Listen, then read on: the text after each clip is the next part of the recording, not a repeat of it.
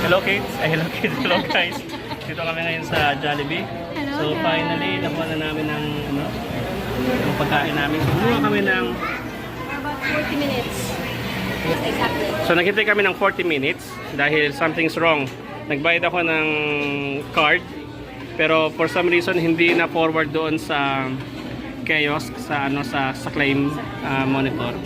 So umangal ako.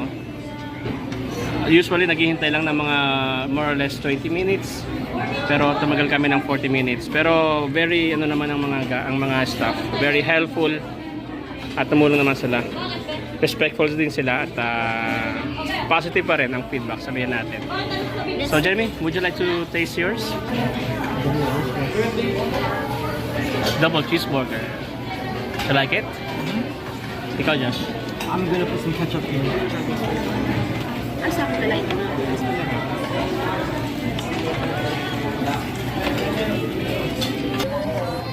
Ano masasabi mo, Josh? This indeed is a yum burger.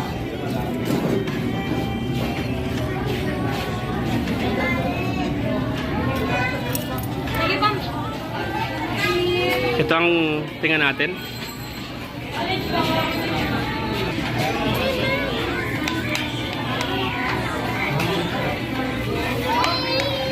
Si baby hindi na siya happy kasi tagal niya na naghihintay. Tingnan natin yung feedback ni baby. Positive.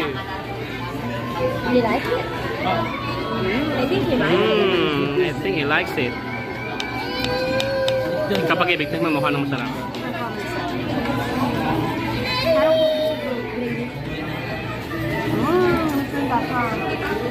Kamusta ang gravy?